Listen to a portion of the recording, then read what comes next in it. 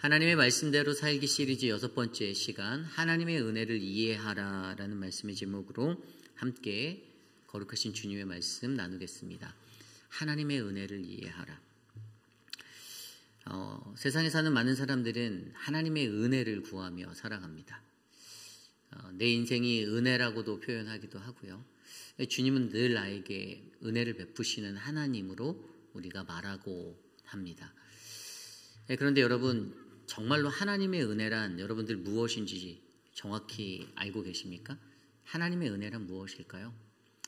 어떤 이들은 성경에 나온 대로 값없이 우리에게 주시는 것이 은혜입니다 라고 말합니다. 맞는 말이죠. 정답이에요.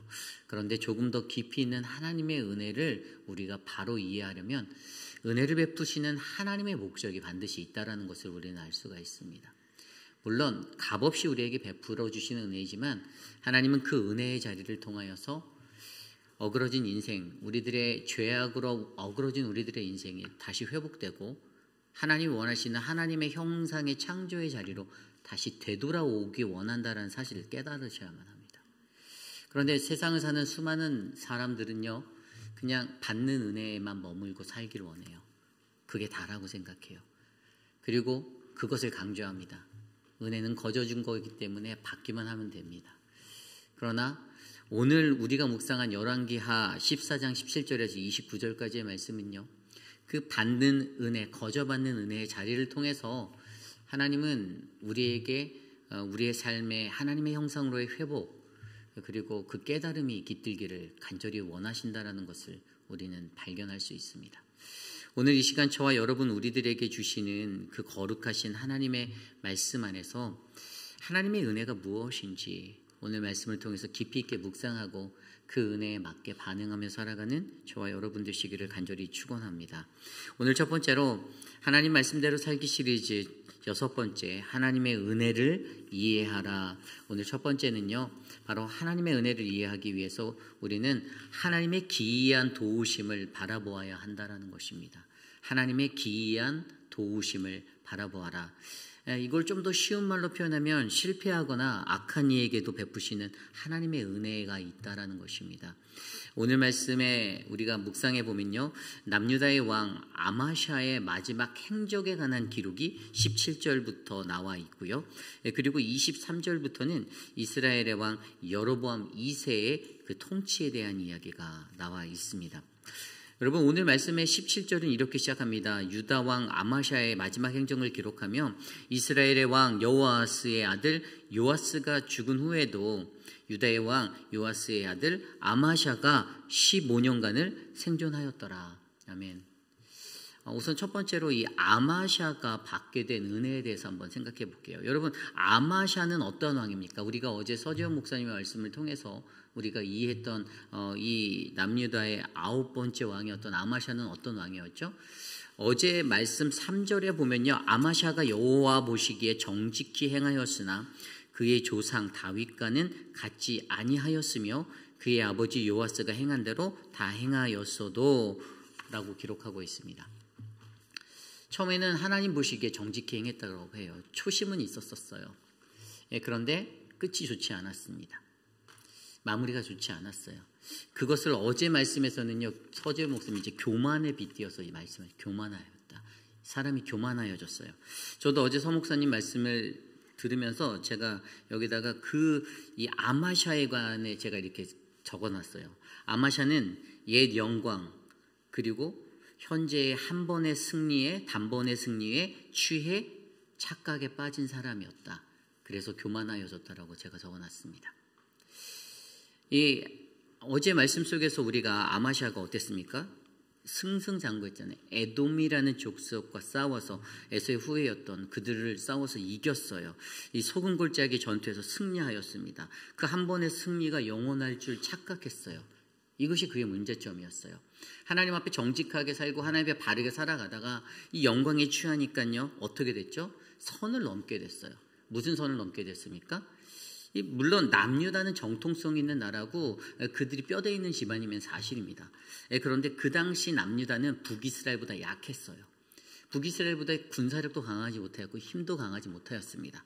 그래서 북이스라엘 요아스에게 대들었잖아요. 요아스에게 사자를 보내서 정략 결혼을 요청했어요. 이 북이스라엘이 더 강하다라고 느끼는 그 왕의 입장에서는 어찌 이것 봐라 이런 생각이 들었다는 거예요. 네 딸을 내 아들에게 줘라, 네 딸 내놔 이렇게 했던 그 장면들.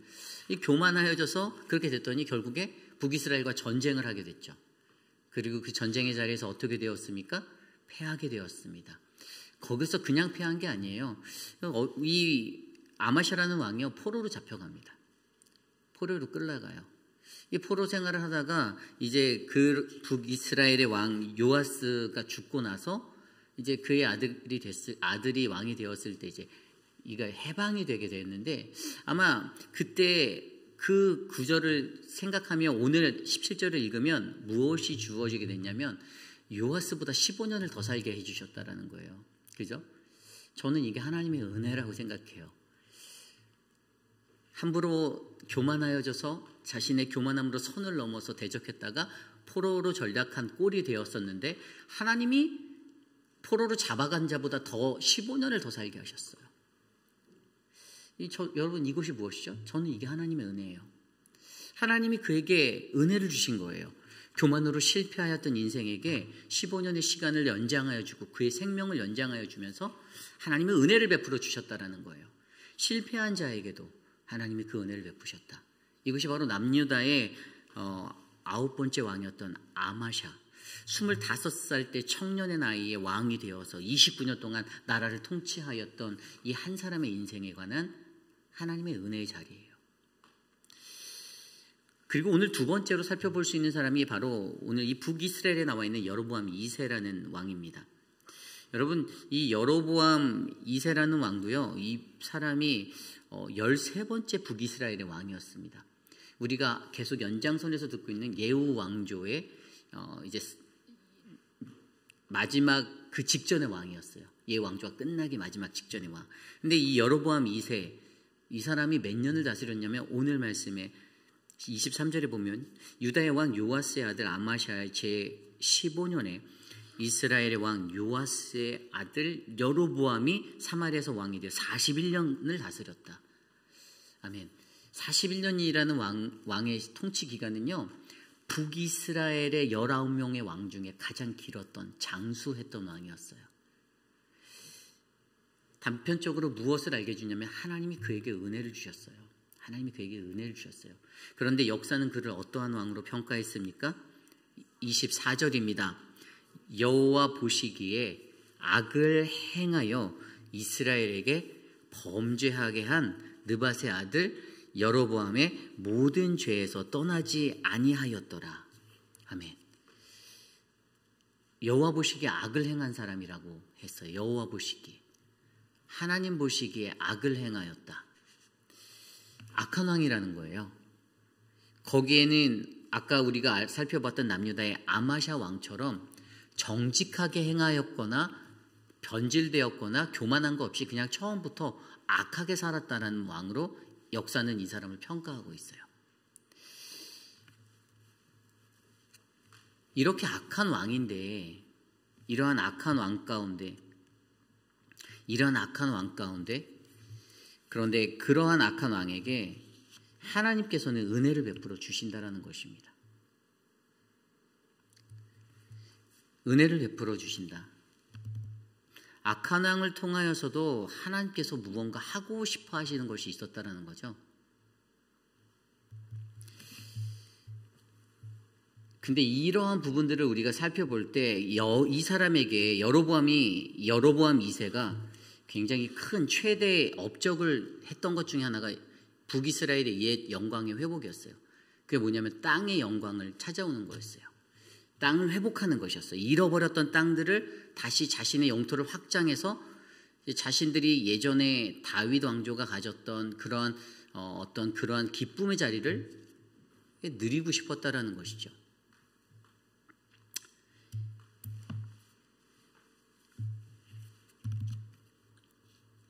그래서 오늘 말씀에 살펴보면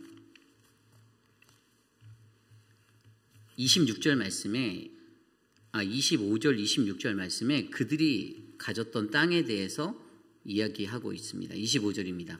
이스라엘의 하나님 여호와께서 그의 종 가드헤벨 아미떼의 아들 선지자 요나를 통하여 하신 말씀과 같이 여로보암이 이스라엘 영토를 회복하되 하맛 어귀에서부터 아라바 바다까지 하였다. 이 요나의 예언대로 이것들이 이루어졌다라고 하였는데 이들이 이 땅들을 다 회복하게 되었어요.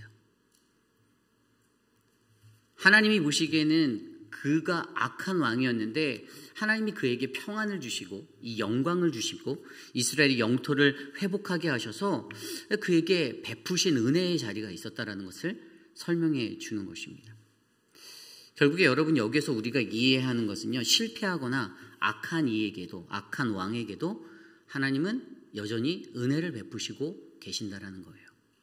그리고 앞서 제가 설명드린 것처럼 아마샤가 가졌던 15년의 그 인생, 더 살게 되었던, 포로로 살았든 어떻게 살았든 15년을 더 살게 된 그 자리, 그리고 여로보암이 41년의 시간 동안에 어쨌든 역사는 그를 북이스라엘의 역사 가운데 19명의 왕 중에 가장 번성하고 가장 전성기를 맞이했던 그러한 시대로 그를 만들어 주셨던 것. 그 시간 속의 의미는 반드시 이러한 사람들이 하나님 앞에 다시금 돌아올 수 있는 회개와 깨달음의 자리로 하나님이 세움받기를 원하셨다는 것이죠. 하나님이 기회를 주시는 거예요. 기회를 계속해서 악하게 살아가는 그들의 삶 가운데 기회를 주시는 거예요. 기회를 주시면서 하나님이 원하시는 것은 다시 돌아와라. 다시 돌아와라. 그리고 그 역사 속에서 주신 은혜를 감사하고 하나님의 은혜를 바르게 이해하며 살아갈 수 있는 그 믿음의 사람이 될 수 있도록 이끌어 가시고자 하는 그 하나님의 은혜를 오늘 저와 여러분 우리들에게 알려주고 있다는 것입니다. 그러나 여러분 그 은혜를 온전하게 깨닫지 못한 자는 어떻게 마무리가 됩니까? 아마샤의 마무리는요, 오늘 말씀에도 아마샤는요 예루살렘에서 무리가 그를 반역했어요. 포로에서 풀려나서 돌아갔는데 그곳에 가다가 무리가 그 사람을 이제 벼르고 있었던 거죠. 그러다가 라기스로 도망하게 됩니다. 라기스로 쫓겨갔어요. 반역한 무리 때문에. 그리고 거기에서 그가 죽게 됩니다.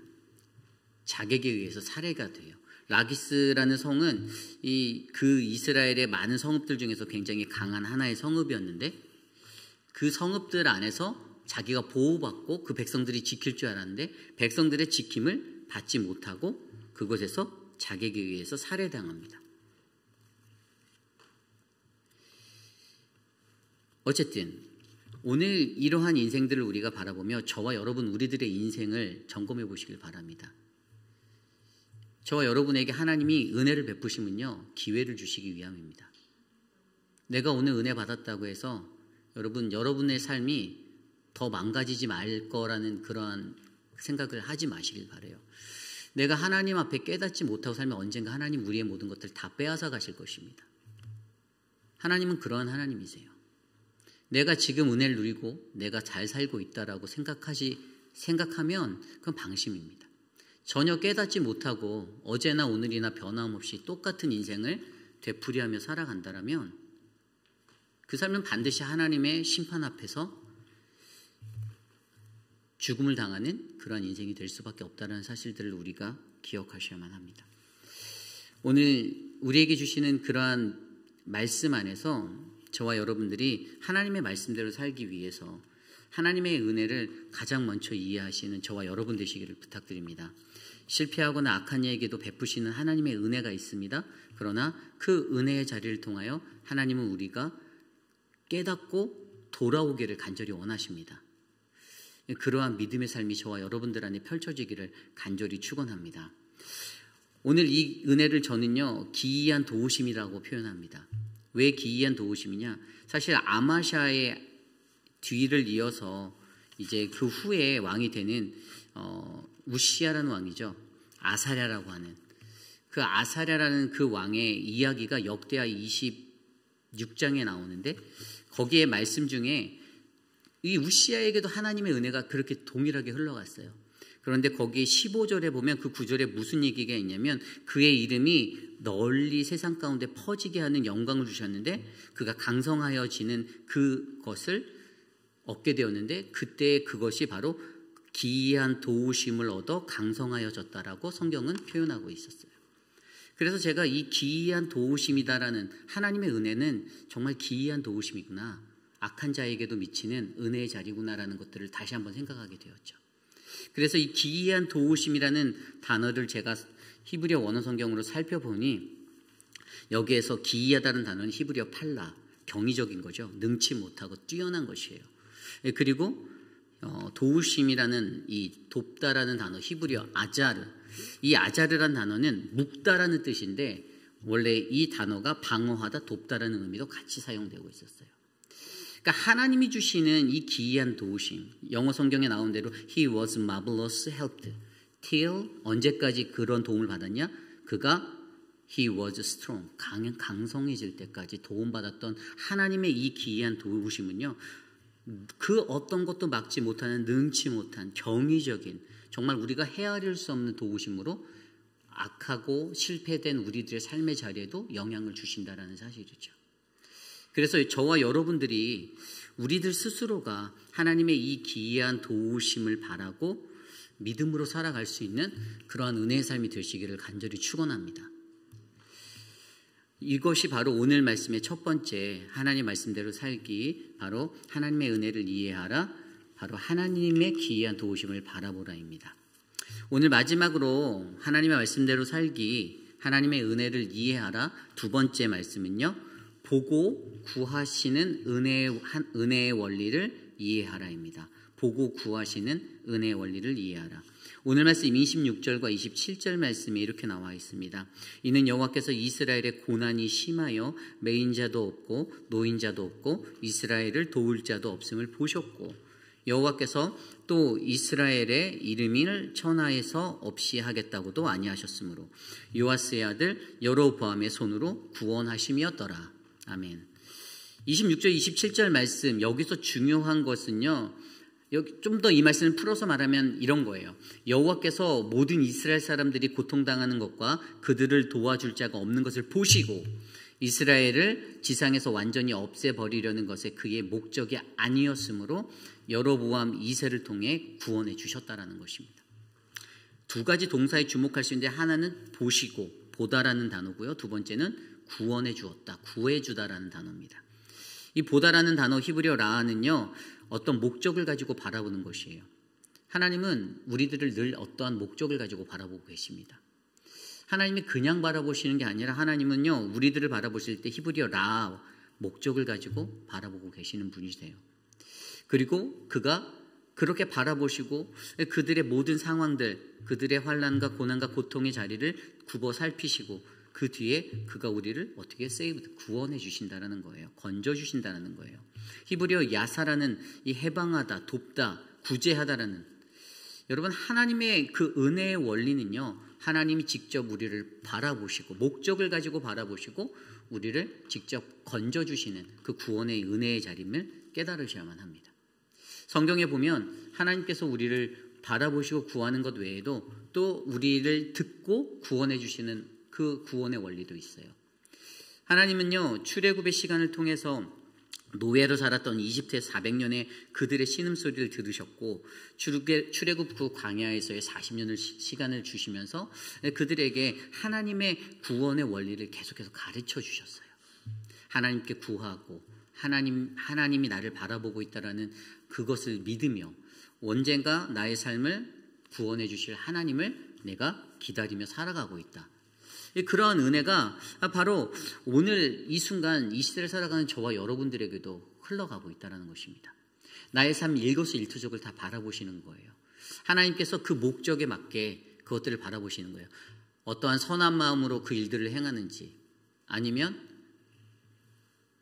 인간적인 마음으로 선한 것 없이 악한 의도로, 나쁜 의도로, 잘못된 의도로 그것을 가지고 그것을 행하며 살아가고 있는지 하나님께서 그렇게 다 지켜보고 계신다라는 것입니다.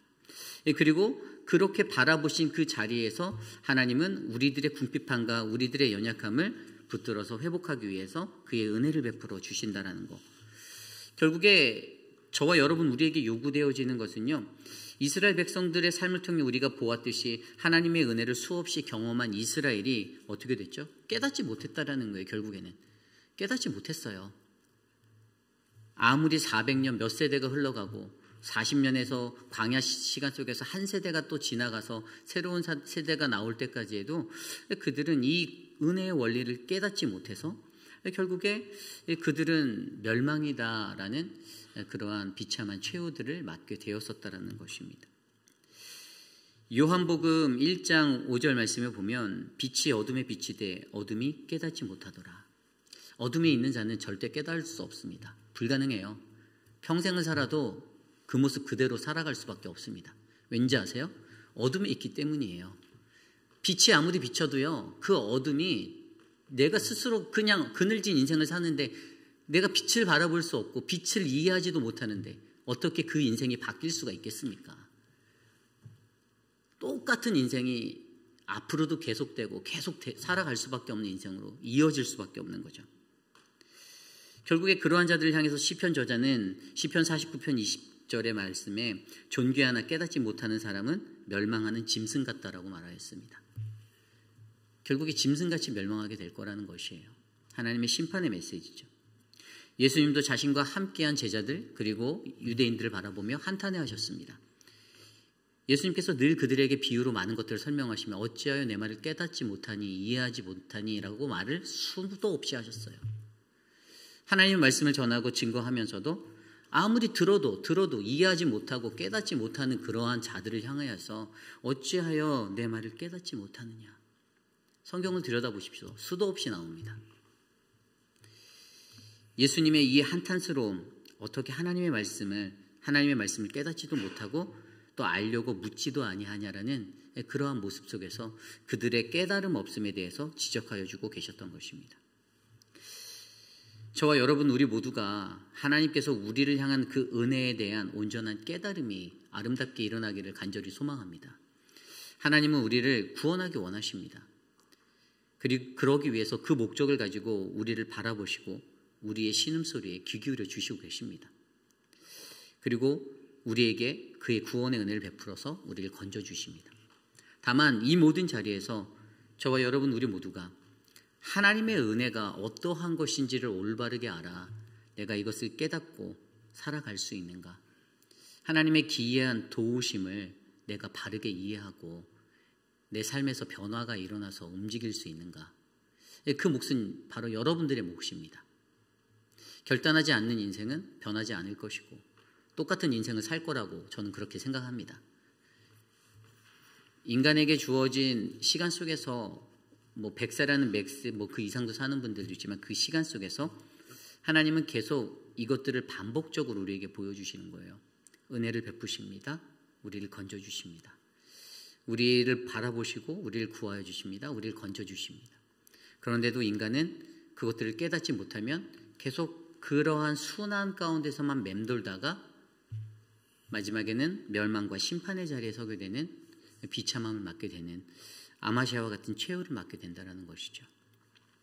저는 오늘 우리에게 주어진 이 삶의 시간 속에서 하나님의 보고 구하시는 그 은혜의 원리를 올바르게 이해하여 하나님의 아름다운 은혜의 사람이 되기를 간절히 축원합니다.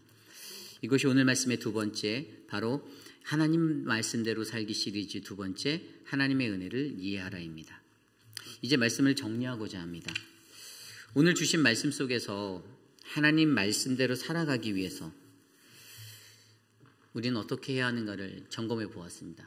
주심스레 여러분들 한번 여러분들의 삶을 들여다보시고 묵상해 보십시오. 여러분들은 하나님의 말씀대로 살고 계십니까?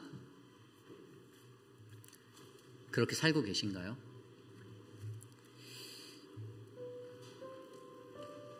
행여 스스로 나 정말 잘 믿고 있다라고, 나 정말 괜찮은 신앙인인데 라고 그렇게 착각하고 살고 계시진 않습니까? 내가 하나님과의 관계가 정말 좋거든 이라고 생각하고 살고 계시진 않은가요? 인간이 가지고 있는 연약함이 있다라면 우리는 깨닫지 못하는 존재라는 것을 저는 날마다 느낍니다. 왜 깨닫지 못하지? 왜 알지 못하지? 하나님의 말씀이 그렇게 선포되어지고 울려 퍼지는데도 아무리 들리워도 50년, 60년, 70년의 인생을 들었는데도 깨달음이 안 오는 거예요. 반복적으로 일어나는 수많은 상황들 속에서 우리들이 예배 시간에는 예배를 어떻게 드려야 한다는 걸 알면서도 또 그렇게 범죄하고서, 이게 우리의 인간의 연약함이잖아요.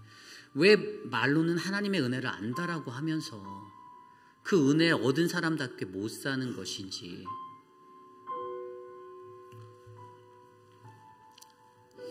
그 인생의 결말은 오직 주님만이 아시겠지만, 그러한 저와 여러분들은 하나님의 은혜를 올바르게 이해해서 마지막에 주님의 복을 받는 그 자리에 서기를 소망합니다. 여러분, 주신 은혜에 감사하며 살아가시길 부탁드립니다. 교만해지지 마십시오. 무언가 우리가 어떤 자리에 섰다라고 해서, 교회에서 좀 일 좀 한다고 해서 교만해지면 하나님 바로 나락으로 보냅니다. 그 원리를 너무나도 저도 잘 알고 있습니다. 그래서 여러분들, 어떻게 하면 내가 겸손해질 수 있을지 고민하시고 기도하시는 인생 되시기를 부탁드립니다.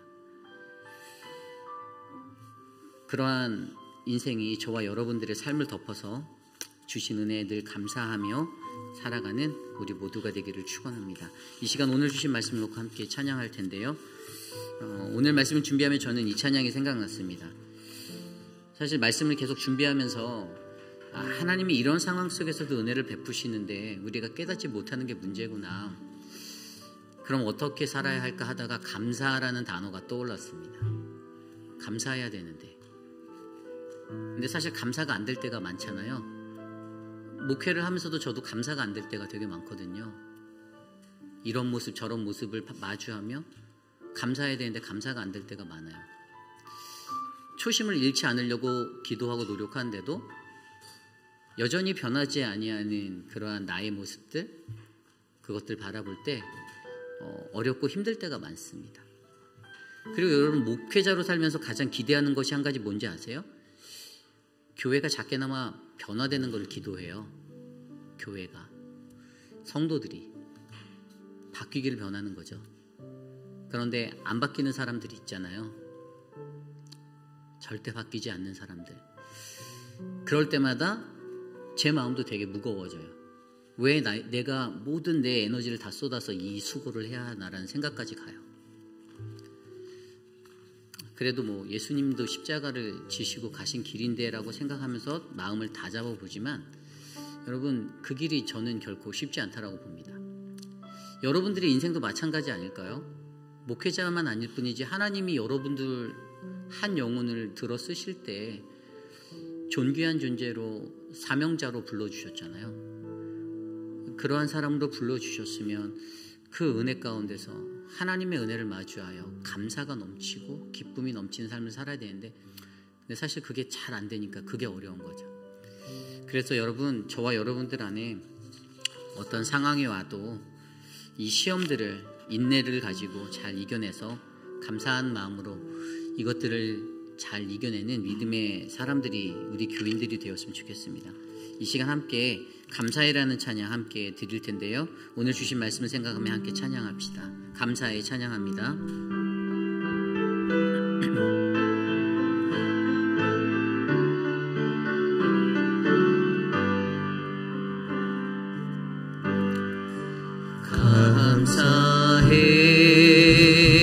감사해 시험이 닥쳐올 때에 주께서 인도하시니 두려움 없네. 모두 감사해. 고통이 찾아올 때에 새로운 용기 주시니 승리하리라. 나의 모든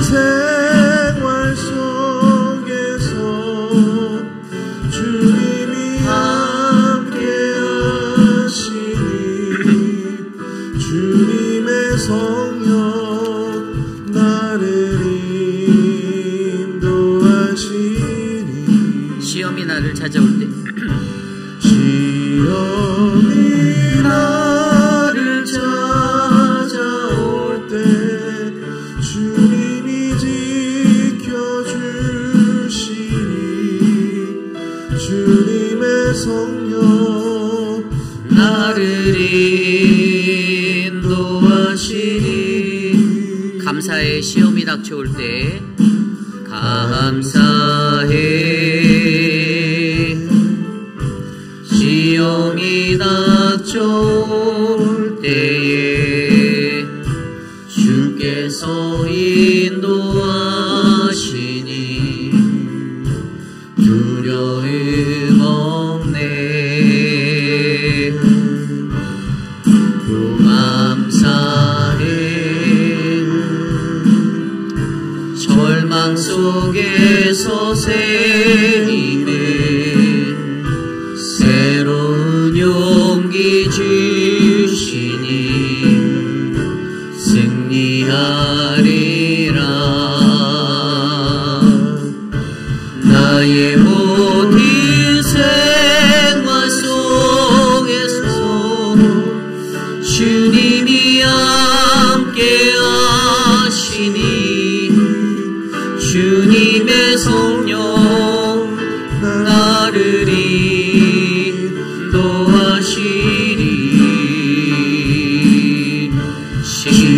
시험이 나를 찾아올 때 주님 지켜주시니 주님의 성령 나를 인도하시리.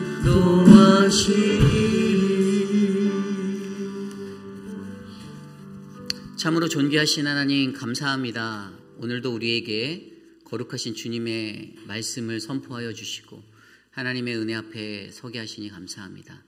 하나님, 오늘 주신 말씀대로 거룩하신 하나님의 은혜를 바르게 이해하여 살아갈 수 있는 우리 모두가 되기를 간절히 간구합니다. 하나님, 어리석고 혼미한 자가 아니라 하나님의 말씀 앞에서 정확하게 주님의 음성을 듣고 변화될 수 있는 그 한 영혼으로 하나님 붙잡아 주시옵소서.